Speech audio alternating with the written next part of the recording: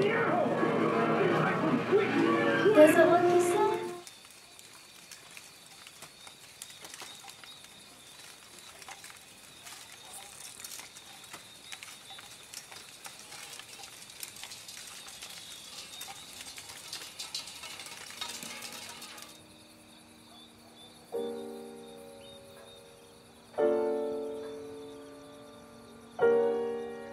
I used to be there quite often when I was in my teens, like late teen, 15, 16, 17 years old.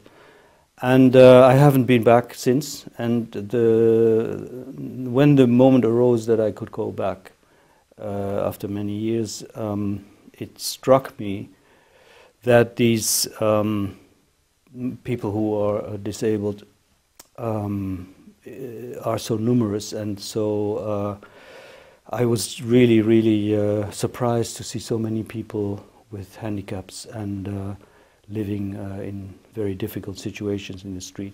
I was driving around with a friend in the car, in a taxi, and I told, and I saw this group of people in the street under a lamp, because the light situation is very difficult there. There's very few lights, and there was one bank building, and at that corner they have a light, and that's where everyone gathers at night because it's the only place with light and where they gamble. And I said, you stop the car, and I stepped out of the car, and immediately everyone came rushing towards me because they thought I might, have some money or giving out some handouts. And when I told them that I had been there, one voice out of the crowd was there, said, we've been waiting for you all these years.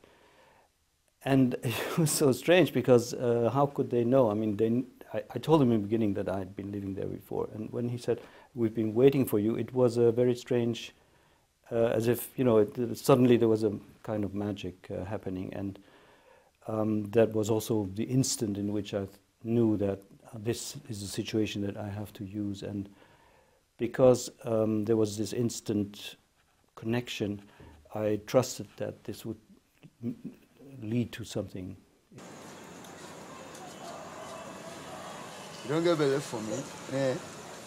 Me want give me one papa if you a boy picky boy. You want call a black and a big girl picky. You want call a Maria Macam. You don't go see pass me go by name na ya. Then I was in a what's that mean? I said no. Nobody name Namian. Why nobody name na ya? I did man me. Me couldn't me Philippine for bonus. Say go back.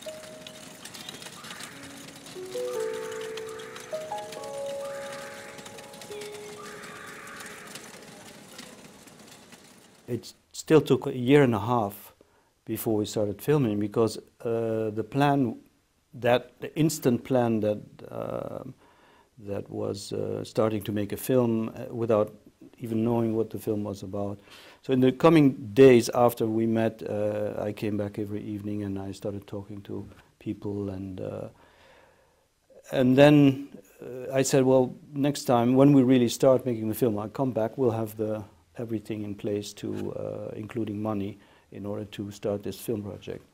And that took about a year and a half, and in between I've been coming back and just to not lose the contact.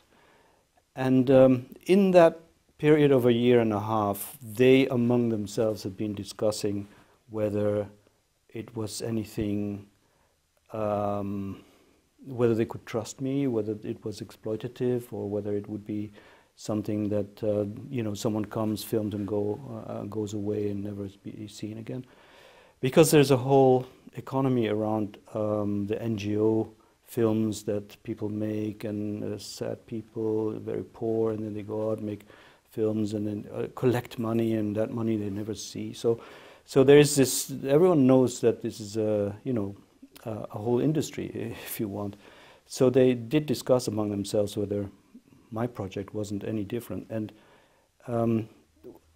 they among themselves decided that it was something that they wanted to do. And when I started filming, and when we came back and we started filming, one of the first things we did was set in place the conditions under which we would work, including the financial conditions. I asked them what they wanted to earn, and they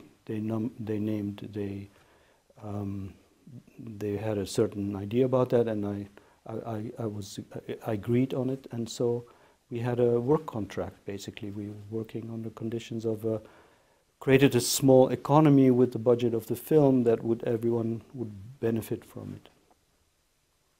And so that fact also created more confidence, that they knew that there was something serious going on.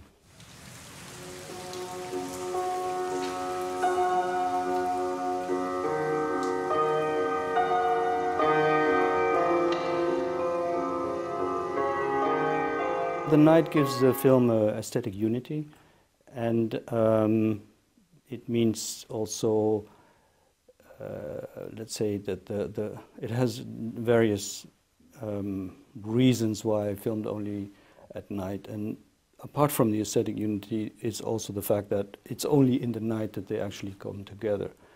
The night brings a certain kind of intimacy in which all the noise that's around you is reduced, at least the visual noise is reduced, because during the day there's a lot going on, and that's, say, one aspect of it. The other aspect is something that I discovered, which is that, for me at least, because the film was shot at night, it doesn't feel as exotic as you might feel during the day when you have this really, you immediately feel this is Africa, you know. But during the night it is Africa, but it might be Jamaica, it might be, you know, Haiti. It has more a universal kind of aesthetic, which I liked, because sometimes people ask me, where was this film shot? And of course it's important that it was done in Sierra Leone, but it was also something that had more to do with the human condition than with a specific cultural condition. So the question of filming at night was part of the DNA of the film right from the start.